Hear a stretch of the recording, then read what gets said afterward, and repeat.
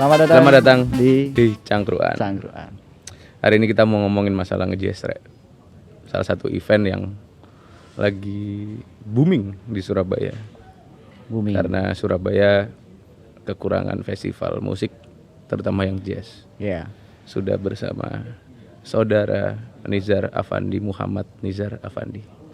Jangan pakai Avandinya. Oh, nggak pakai Afandi. Kenapa? Nizar Muhammad aja. Oh, emang Afandi apa? Nama keluarga. Nama keluarga. Keluarga siapa? Tidak perlu tahu.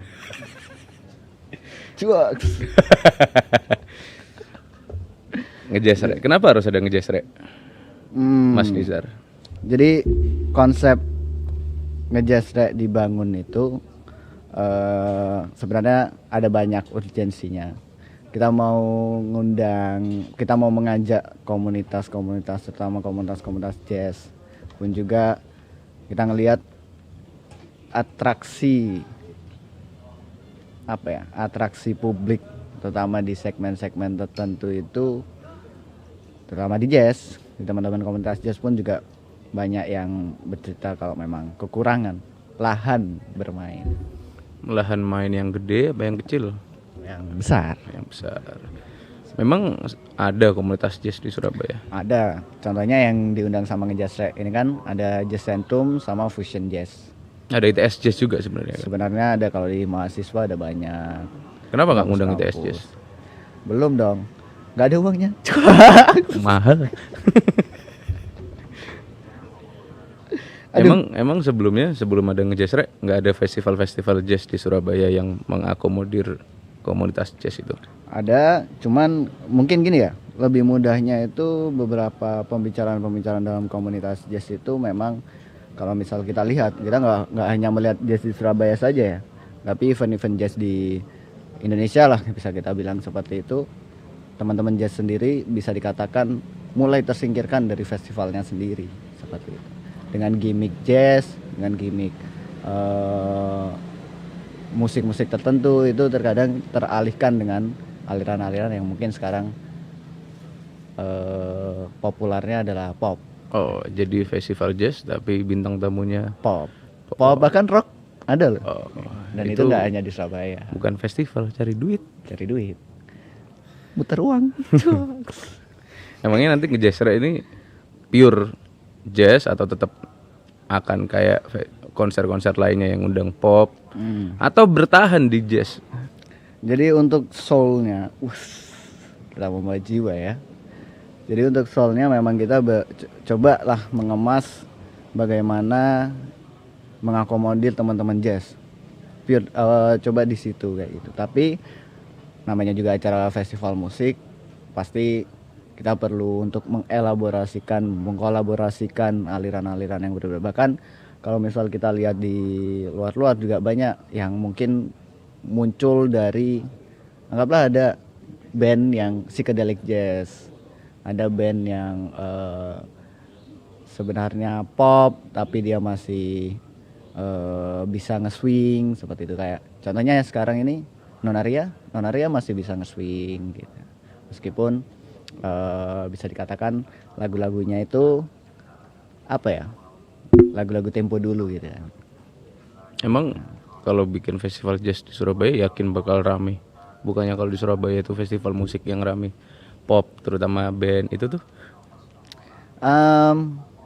Namanya ide, memang pekerjaan yang sangat berat untuk membangun dan membawa masa juga kan. Dan itu memang harus bertahap. Dan ini kan Ngejazz Rek dibangun bukan hanya konsep festivalnya, bukan hanya konsep pertunjukan jazznya saja, tapi juga konsep-konsep festival yang ada nanti, pasar urban, karnaval jazz. Nah, dengar-dengar Mas Alif ini sebagai PIC pasar urban ya? Ya, tugas dari Big Boss seperti itu. Ya, disebutkan ini. Jangan. Cukup kita yang tahu. Oke. Ya, tugas dari Big Boss meminta saya untuk jadi PIC pasar urban Ngejazz Rek. Sebenarnya apa sih Mas pasar urban itu? Pasar urban itu sama seperti konsep Ngejazz Rek aja. Ngejazzera itu kan memberi ruang, waktu, tempat bagi komunitas jazz untuk berkarya, untuk menampilkan karyanya. Nah, pasar urban itu adalah waktu, tempat, dan ruang yang kita bikin, yang kita buat untuk komunitas-komunitas di Surabaya. Ya. Begitu. Karena komunitas di Surabaya itu ada, Sebentar, cuman malah nggak bisa besar. Sebentar. Mas Alif lapar. Kok suaranya kecil? Biar kayak ASMR. Wah, yang ini bahaya kalau udah. Loh. Gak bahaya tak? Gak bahaya dah. Ya Allah, Bre. Jadi begitu. Ya. Pasar urban itu kita bikin untuk memberikan ruang, waktu, dan tempat bagi komunitas, dan gratis loh. Karena ya big bossnya meminta untuk gratis. Ya, jadi sebenarnya kalau misal kita berbicara pada konteks, waduh, serius nih. Biasa cangkruan. Ya, ada seriusnya. Ada seriusnya banyak guyonnya. dikit, banyak guyonnya. Kalau cangkruan itu kayak gitu, kita ngobrol kemana aja. Tapi balik lagi ke konteks community, sebenarnya itu tahu nggak sih budaya di Indonesia itu justru malah lekat pada komunal, kehidupan komunal. Tapi kalau di Surabaya sebenarnya gimana sih? Kalau yang saya lihat, Ya. komunitas Surabaya itu ada, cuman nggak bisa besar seperti kota-kota lainnya. Misalnya kita ngomong Bali, Jogja, Bandung, Jakarta, yang kotanya dibangun hidup dari komunitasnya. Surabaya komunitas yang besar cuma satu. Apaan tuh? Bonek Mania. Kami ini bonek mania. Tapi positif. Iya. Gitu. Bonek itu membuat Surabaya aman. Ya, betul. Ya kan, kalau kota-kota lain ada Klitih, misal di Jogja. Kalau di Surabaya sempat ada tuh kayak gituan di Surabaya, gangster, tapi kemudian dihadang sendiri oleh teman-teman bonek. Nah, itu komunitas terbesar dan teraktif di Surabaya, bonek. Bonek. Bonek kan juga dengan PSS Sleman ya? Ya. Klub ya? Klop. Klub. Tapi saya Bantul. Oh. Enggak. Ya begini kalau PSIM. Tidak. Terlalu Saya jauh bonek, ngomongnya. bonek. Ya, begitu. Jadi pasar urban itu memberi ruang bagi komunitas-komunitas lain di Surabaya untuk ayo hidup, ayo aktif, ayo kita kreatif lagi nih. Kalau selama ini komunitas di Surabaya itu yang aku lihat itu banyak komunitas sosialnya. Jadi misalnya Seperti apa tuh? bagi-bagi nasi bungkus, terus bagi-bagi sembako, komunitas-komunitas sosial lah. Tapi komunitas kreatif itu ada tapi tidak kelihatan. Iya. Nah, dengan adanya pasar urban, kita pingin komunitas kreatif itu kelihatan. Ya. Bayangin kalau misalnya Surabaya dibangun oleh komunitas kreatif kayak Bali, Jogja. Wah. Dan ini sebenarnya ya kalau kita bicarain pada psikologi, atau kita bicara, saya juga bukan orang Ini psikologi. anak desain lagi. Kalau salah kita yang Enggak. Bukan maksudnya membicarakan sosiokultural juga ya. Ya tadi kehidupan di Indonesia itu bahkan sejak dulu, mungkin kalau misal kita ngomongin di aliran sejarahnya, kita pernah tahu ada yang namanya lembaga kemasyarakatan seperti Lekra. waduh. Kenapa jadi lekra? Ya tapi Bapak? kan itu untuk keilmuan. Iya. Tidak masalah ya untuk keilmuan. Kayak gitu. Ini sudah mau bulan September Oktober Bapak. Iya. Kalau ngomongin lekra, saya undur diri. Tidak. Kita bukan ngomongin Lekra. Ya, kita ngomongin lembaga kreatif seninya ya. Iya. Terus mungkin kita bisa juga, kalau dulu di kebetulan saya di seni ya. Kalau di seni itu kami tahu ada kayak dulu ada SIM. SIM itu kalau tidak salah kepanjangannya, nanti kalau salah di Social International Minded. Minded. Wow. Menarik. Iya, apa SIM itu SIM itu apa? Seniman Indonesia Muda kalau tidak salah. Oke. Itu besutannya Butet. bukan. Jauh. Oh, jauh. Besutannya generasi sebelum bapaknya Butet. Ya bukan Kemerdekaan, Bro. bukan seniman Indonesia Muda namanya kalau begitu. Kan dulu. Oke. Pas saat kemerdekaan itu ada Sujoyono. Saya nggak tahu itu. kayak gitu. Oke, oke. Nah ini kayaknya saya mau diajak pulang nih. Nggak masalah. Nah, kehidupan seniman ini kan komunal seperti itu. Kehidupan sosial di Indonesia itu dulu, bahkan kalau misal kita bicarakan tentang reformasi, itu komunal banget itu. Komunal. Mahasiswa bergabung jadi satu. Menurunkan Soekarno, Soeharto. Iya kan? Iya.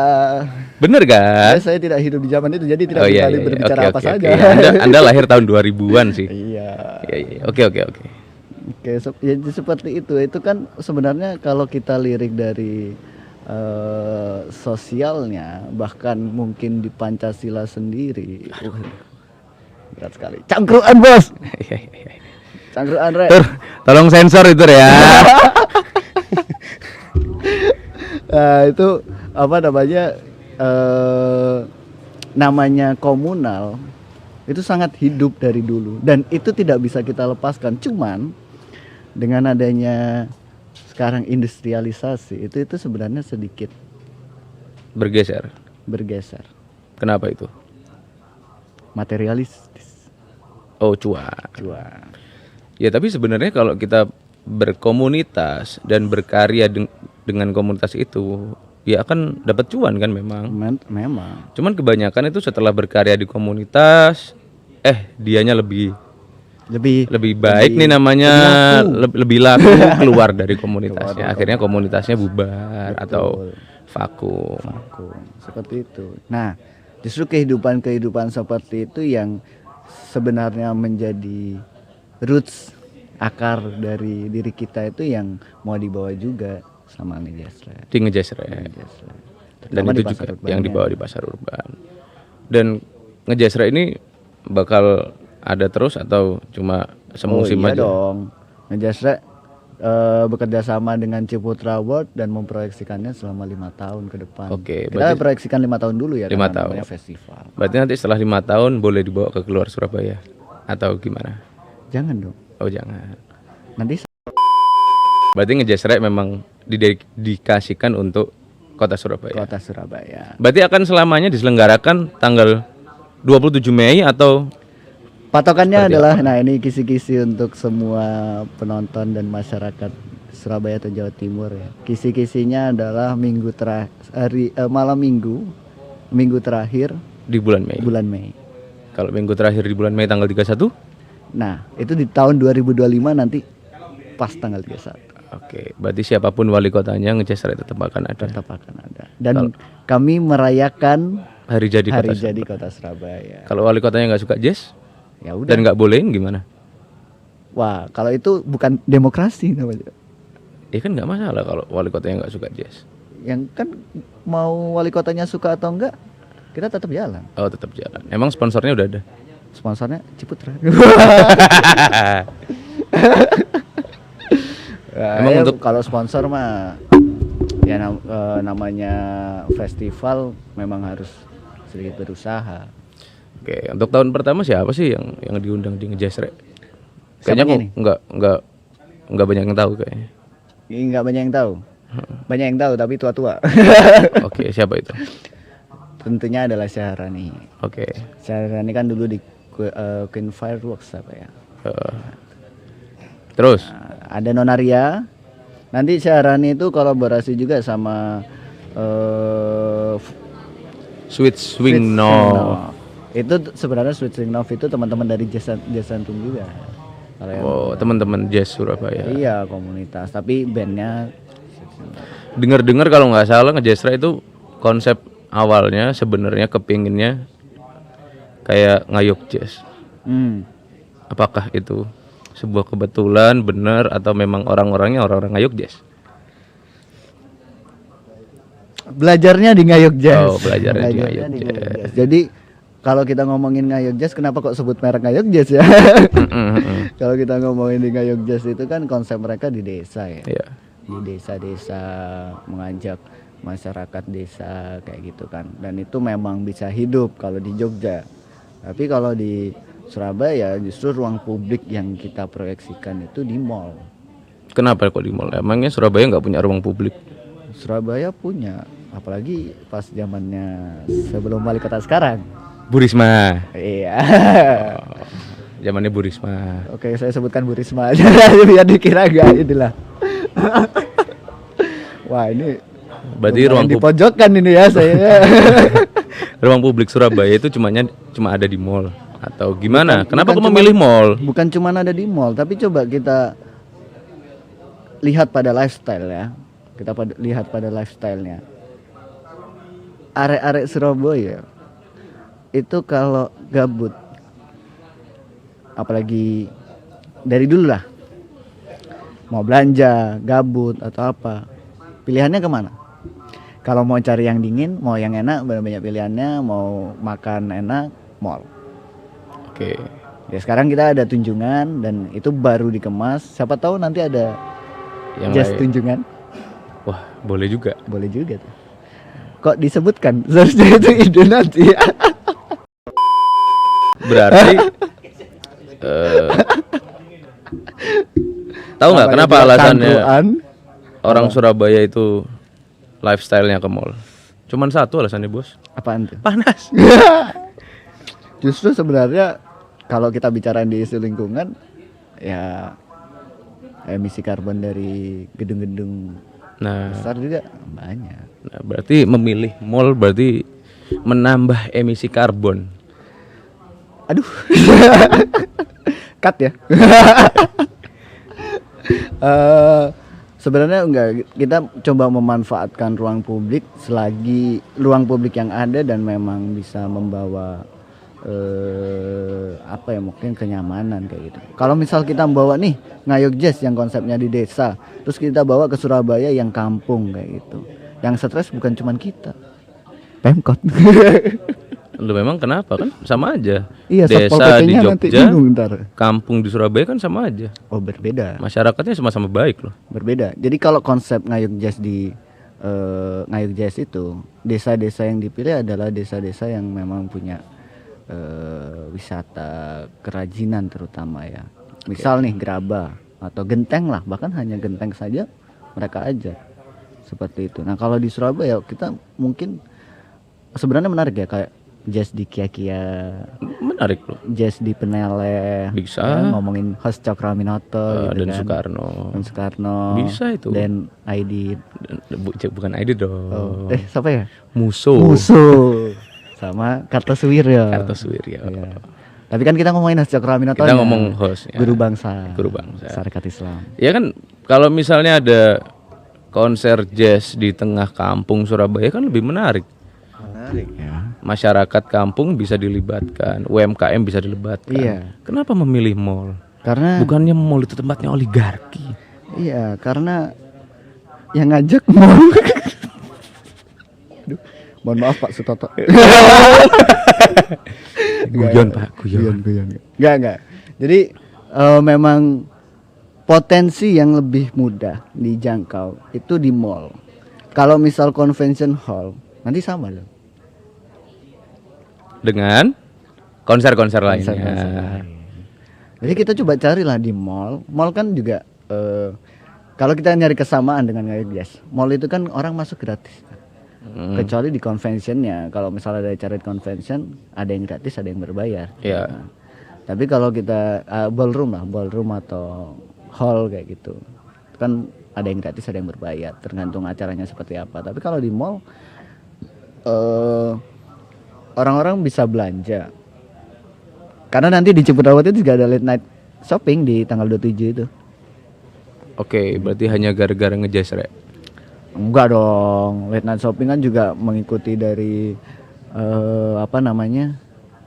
Apa? Pemerintah Kota Surabaya. Iya, apa itu namanya? Hari jadi Kota Surabaya. Ada acara apa? Shopping Festival. Surabaya Shopping Festival. Surabaya Shopping Festival. Cuman di Cipurawat nanti itu mengambilnya bersamaan dengan ngejazz rek.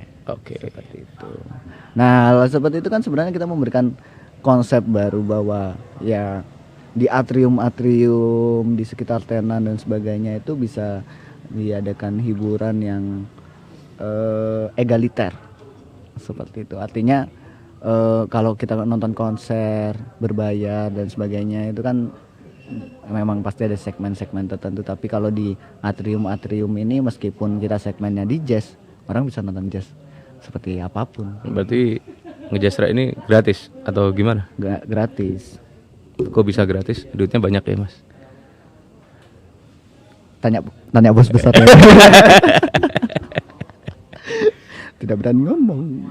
Kalau misalnya di Atrium Mall, apa tidak merasa mengganggu tenan-tenan yang ada nanti? Oh tidak, namanya juga jazz. Itu. Ya gitu. Tapi di ngejazz itu juga yang menarik ada satu konten yang kita tawarkan. Apa itu? Karnaval jazz. Seperti apa itu konsepnya? Jadi nanti karnaval jazz itu teman-teman dari Fusion Jazz, terutama juga dari Fusion Jazz dengan Mas Uco yang kemarin sempat main di Kalimas. Oke. Ya kan? Teman-teman Fusion Jazz bekerja sama dengan Pak Maimura. Main ludruk di ngejazz rap. Jadi muterin dari lantai atas, lantai 3 di Cipurawat kan ada food court tuh. Nah dari situ nanti muter terus turun sampai ke bawah dengan ludrukan dan fusion jazznya itu. Berarti akan ada yang unik di ngejazz rap. Oh tentu dong. Kita menawarkan hal yang beda biar nggak sama gitu. Berarti teman-teman yang pengen tahu ludruk yang biasanya pakai gamelan musik-musik tradisional, ini diiringi sama jazz. Dan muter. Ludruk kan biasanya di panggung ya. Ini muter nanti.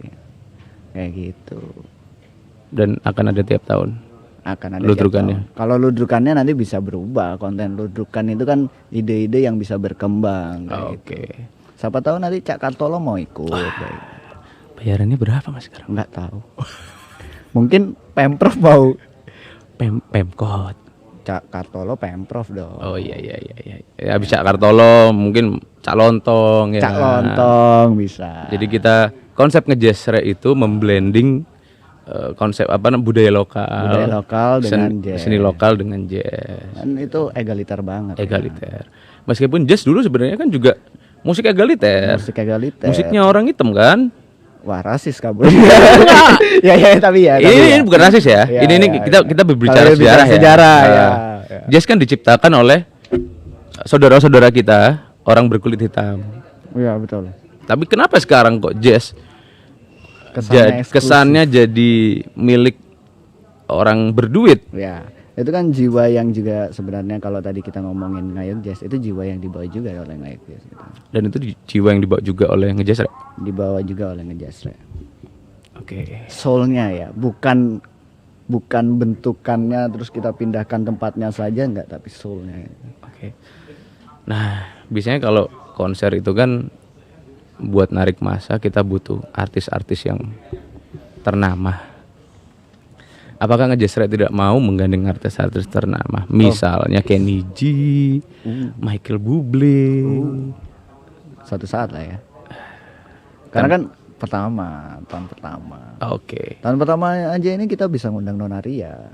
Iya. Bahkan kita bisa mengundang penyanyi musisi asal Belanda. Meskipun punya darah Blitar. Namanya adalah Robin Blok. Kemarin sempat ini salah satu saudara yang ada di Blitar sempat ngasih tahu juga tuh kalau misal Robin Blok ini ternyata pernah ke Blitar di kelurahan atau kecamatan ya Kanigoro itu ya. Wah, saya bukan orang Blitar. Ya itulah pokoknya di Kanigoro, terus di Gogodesonya. Oke. Di kampungnya mantan wakil wali kota Surabaya. Nah, nanti ngejazz rap ini tadi kita udah bilang bakal ada Robin Blok, musisi asal Belanda yang punya darah Blitar. Ternyata wong Jawa. Nah, Robin Blok nanti akan datang di episode kedua. Kita ngobrol sama Robin Blok. Dari mana darah Indonesianya dia? Ya. Dia bisa bahasa Indonesia enggak, dan musik apa yang ia tawarkan untuk ngejazz rap? Betul. Dia punya lagu bahasa Indonesia. Dan agak puitis sebenarnya. Iya, tapi pulang lah. Cara ngomongnya masih orang luar banget ya. Belum fasih berbahasa Indonesia. Mungkin besok kita tanyakan apakah di keturunan dia memang ikut menjajah kita gitu ya. Waduh. Menarik loh itu. Menarik. Robin Blok, orang Belanda, musisi yang bakal tampil di Ngejasrek. Jadi kalau pengen tahu ada orang Belanda yang berdarah Blitar dan main di Ngejasrek, main musik nih, datang di Ciputra World tanggal 27 Mei 2023 jam berapa? Saya lupa rundown-nya kalau Robin Blok. Kira-kira kalau saya kemarin lihat rundown-nya mulai dari jam 13 atau 14.00. Jadi setelah makan siang bersama keluarga langsung cus ke Ciputra World. Kalau bisa makan siang di sana aja. Iya boleh juga karena Jadi food courtnya ada banyak. enak-enak. Kan ada extensionnya juga baru tuh. Ya ada mall baru, ada apa namanya food court baru. Food court baru. Gitu. Atau sebelum nonton Ngejasrek ke IKEA dulu juga nggak apa-apa. Kita promosikan semua yang ada di Ciputra World. Makan es krimnya. Makan es krimnya harga berapa? 8.000, 6.000. Nggak sampai 10.000. Beda. Ada beda. Kalau yang kon kalau nggak salah 6.000. 6.000. Yang cup itu 8.000. 8.000 itu. Rotinya juga lumayan itu. Enak. Lumayan. Swedish meatballnya juga enak. Ya. 60.000 kalau nggak salah. Ya. Tuh. Itu enak. Jadi makan siang di 60. 60. Oh yang meatball. Yang isi 12. Ya. Jadi makan siang di IKEA, lihat-lihat barang di IKEA, belanja di IKEA, muter-muter Ciputra World, habis itu mampir ke Ngejasrek. Menarik. Belanja juga nggak apa-apa. Belanja juga nggak apa-apa. Di situ kan ada Hugo Boss, Ada H&M, ada Uniqlo kalau nggak salah. Uniqlo, ada Ya ada kan? Ekner. Nah, Ciputra World tenannya banyak. Jadi kalau mau belanja silahkan. Habis itu menikmati Ngejasrek. Ya. Akan bertemu dengan Mas Nizar. Dicari namanya Mas Nizar, bagian artistik Ngejasrek. Saya Kalau nanti mau ngilang. kenalan silahkan. Masih jomblo. Insya Allah. Dia lagi cari pendamping yang berhijab, umurnya ya antara 20 sampai 23 tahun. Karena dia siap untuk. Jadi ini ngomongin Ngejasrek atau pribadi saya sebenarnya. Oh, semua diomongin Mas di sini Mas. Ya. Gitu. Jadi nanti kita lihat di episode kedua Robin Blok bagaimana. Nah, nanti nggak tahu dengan saya, dengan Nizar atau dengan orang lain. Ngobrol dengan Robin Blok, tapi yang pasti Robin Blok akan mengisi Ngejasrek 2023. Betul. Tahun depannya siapa lagi dari luar negeri kita nggak tahu. Tergantung siapa yang mau biayain. Iya. Itu dia. Nah, selain di Ngejasrek, arek-arek Surabaya habis pulang kerja mulai tanggal 25, 26 ngemol lah ke Ciputra World. Kita lihat komunitas-komunitas di pasar urban. Menarik. Ada 5 komunitas di pasar urban. Apa aja itu, Mas? Yang pertama adalah komunitas robotika ITS. Jadi teman-teman yang tech savvy, yang suka dengan robotik, AI dan lain sebagainya, bisa mampir ke robotika ITS. Ya, teknologi lah ya. Teknologi. Yang kedua adalah Fin Autism Gallery. Autism Gallery bersama komunitas disabilitas ya. Nah, teman-teman, ya saya tidak mau merendahkan, saya tidak ada niat merendahkan, tapi teman-teman yang punya keluarga pengidap autis bisa ke Fin Autism Gallery untuk ya ngobrol terkait bagaimana punya anak autis, bagaimana menghadapi anak-anak autis, bagaimana bisa mengurangi tantrumnya anak-anak autis. Jadi anak-anak autis di Fin Autism Gallery itu tantrumnya dialihkan ke hal positif. Iya. Dengan melukis. Betul. Tapi kan memang sebenarnya sekarang inklusivitas di lini apapun iya harus dilakukan. Makanya Ngejasrek dan pasar urban mengambil segmen itu kan. Betul. Harus ada inklusinya. Betul. Jadi dari semua segmen ada. Ya. Segmen keluarga, anak muda, anak-anak, itu ada semua. Habis Fin Autism ada namanya Begandring Surabaya. Apaan tuh? Begandring Surabaya itu komunitas wisata urban yang menawarkan wisata kota berbeda dengan tour and travel pada umumnya. Seperti apa? Kalau kalian ke Surabaya ikut tour and travel paling keliling mall, ya kan. Terus ke apa monumen-monumen yang ya kita tahu semua, monumen kapal selam gitu-gitu. Nah, tapi kalau dengan Begandring Surabaya itu kita diajak berkeliling ke gang-gang yang katanya sudah ada sebelum Surabaya ada. Gitu. Ke rumah kecilnya Bung Karno misal. Ke makam wali kota pertama Surabaya. Siapa tuh? Ada orang Belanda, belum tahu kan? Belum tahu. Terus ada sumur tua, sumur katanya ini sumur dari zaman Mojopahit. Iya. Ini kata orang Begandring Surabaya. Iya. Dan beberapa waktu yang lalu Pak Ganjar ke sana Oh ya. dan raup itu apa? Cuci muka dari air di sumur itu. Ke Jembatan Merah gak? Saya nggak tahu ya. Kayaknya iya.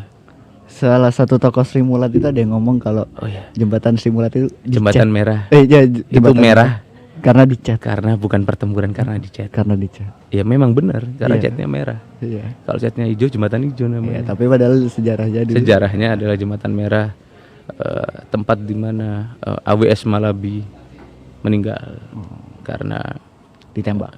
nggak tahu ditembak, dibom atau diapain sama anak Surabaya, kita nggak tahu. Ya, arek-arek Surabaya. Arek Surabaya. Tapi itu adalah salah satu pertempuran yang membuat Inggris bingung, karena selama ini Inggris katanya tidak pernah ada perang yang dilakukan Inggris dan jenderalnya mati.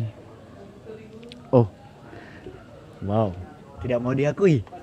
Enggak, selama ini Inggris kalau perang itu jenderalnya nggak sampai mati, cuma di Surabaya aja. Kalau saya salah tolong dikoreksi di komentar. Arek-arek Surabaya Encen. Jadi satu-satunya jenderal Inggris yang meninggal saat perang adalah Jenderal AWS Malabi. Iya, menarik. Menarik. Nah, itu yang ketiga Begandring Surabaya. Yang keempat adalah Surabaya Urban Toys. Surabaya Urban Toys. Ya. Nah, teman-teman sekarang itu kan udah zamannya 3D printing tuh. Betul. Nah, teman-teman Surabaya Urban Toys itu bikin mainan dari 3D printing. Betul. Yang itu yang akan dipamerkan di Pasar Urban. Tanggal mulai 25 ya? Mulai tanggal 25 jam 11 siang. Ya. Tuh, itu yang keempat. Yang kelima adalah dus duk duk duk duk duk duk duk. Adalah ASMR. Jangan dong.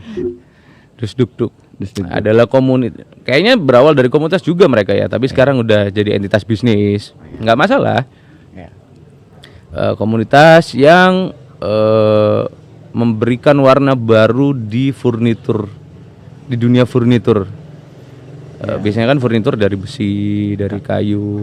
Ini dari kardus. Dari kardus. Dan tahan beban ratusan kilo. Dan jangka waktunya juga. Jangka waktunya 5 tahun lebih. Bahkan kemarin cerita dia bikin kursi dari 2014 dan dipakai terus sampai sekarang belum. Di kantornya ya? Di kantornya duduk. Itu belum kenapa belum hancur, belum rusak. Dan menawarkan ini sustainability. Sustainability, karena kan selama ini kita dianggap kalau pakai kayu itu menebang pohon. Satu pohon itu satu orang akan kehilangan oksigen, ya kan? Ya. Nah, Dus Duk Duk menawarkan dari kardus. Nah, tapi aku juga minta nih ke Dus Duk Duk waktu itu kalau yuk kita encourage orang-orang Surabaya kardusnya kardus bekas. Jadi jangan kardus baru. Jadi misalnya anak-anak Surabaya mau bikin mainan bentuknya rusa, gajah, itu dari kardus bekas. Iya, menarik. Jadi habis bapak ibunya beli kulkas, beli TV, kardusnya buat mainan anaknya. Betul.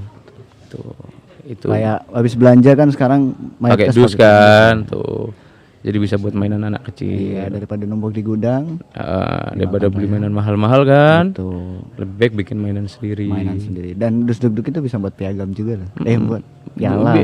Piala bisa bikin mainan. Nah, nanti di pasar urban itu Dus Duk Duk akan ada interaksinya dengan pengunjung. Iya. Dengan maket-maket mainan dari kardus. Dan itu adalah lahan menarik untuk anak-anak bermain. Dan di pasar urban tidak hanya menampilkan saja, tapi mereka juga ada aktivasinya, Bos. Ya. Nah, itu tanggal 25 ya. Tanggal 26-nya kita ada sharing-sharing session dengan komunitas-komunitas yang ada. Oke. Jadi kita biar tahu nih komunitas ini kenapa kok akhirnya mau terjun di bidang misalnya wisata urban, terjun di bidang disabilitas. Kita kan juga pengen tahu. Iya. Tuh, nah itu ada tanggal 26. Sebelum akhirnya di tanggal 27 kita menyaksikan Ngejazzrek bersama-sama. Tapi di tanggal 27 pasar urbannya masih ada. Oh, kan? tetap ada. Akan ada MC menarik yang menemani Anda semua. Mbak Monica? Mbak Monica kan di panggung, Oh iya, di konser. Itu. Begitu kira-kira untuk episode pertama kita menjelaskan tentang ngejazzrek dan pasar urban. Ya intinya adalah ngejazzrek akan berlanjut terus sampai 5 tahun mendatang minimal nih ya, minimal sampai 5 tahun mendatang akan ada. Nah tahun ke-6 kalau Ciputra Award mau memperpanjang silahkan. Pak Sutoto. Silahkan, monggo, kita sangat terbuka. Atau mall-mall lain kalau mau narik Iya. kita, ya ayo kita kolaborasi. Bahkan daerah-daerah lain juga nggak masalah ya. Nah enggak, jadi gini bos, ngejazzrek itu khusus Surabaya, hanya untuk kota Surabaya, tidak bisa dipindah ke daerah lainnya. Iya. Ngejazzrek di gunung gitu enggak mungkin. Jadi ngejazzrek pasti akan di Surabaya. Nanti sama dong. Saya enggak mau ngomongin ya, Iya. daripada ada yang tersinggung ya. Iya. Oke. Beda pasar. Beda pasar. Jadi ngejazzrek akan ada di Surabaya terus Surabaya. sampai kapanpun, karena ngejazzrek memang milik kota Surabaya dan untuk merayakan hari jadi kota Surabaya. Betul. Nah, ini bisa diduplikasikan ke kota-kota Kota lain, ke lain. daerah-daerah lain yang pingin wisata daerahnya diangkat dengan konser jazz. Siapa tahu kan. Misalnya Blora, hutan jati Blora, Jazz in Forest, Jazz in Forest. menarik. Atau Trenggalek misal, atau Ponorogo, atau bahkan kabupaten-kabupaten di Madura kalau mau juga nggak apa-apa. Oh iya, menarik. Kita hidupkan komunitas jazz di Madura yang selama ini mungkin orang-orang belum tahu ada komunitas jazz di Madura. Iya, Kalau kita bisa hidupkan kan menarik, menarik itu. ya kan? Iya. Nah, Pak Bupati, ayo Iya, gandeng kita bikin acara jazz Pak boleh. di Madura Pak. Gas. Gas, kita siap Pak. Yang penting cocok harganya. Nah, itu dia. Dan sponsornya. Sponsornya mohon bisa dibantu ke BUMD juga nggak apa-apa. Ya, mungkin itu dulu lah ya yang kita Kira-kira obrolin begitu, dengan Jazz. itu dulu untuk episode pertama. Untuk mau lebih taunya nanti Nah, kalau pengen lebih tahu dalam tentang ngejazzrek datang datang dari ke tanggal Jazz 25, 26 dan 27. 27. Nah, episode kedua nanti akan ada Robin Block. Robin Block ditunggu Ditunggu pembicaraan kita Dengan- cangkruan bersama bersama Robin Block. Robin Block. Udah jadi untuk episode pertama. Begitu saja. Terima kasih. Terima kasih. Sampai jumpa. Sampai jumpa.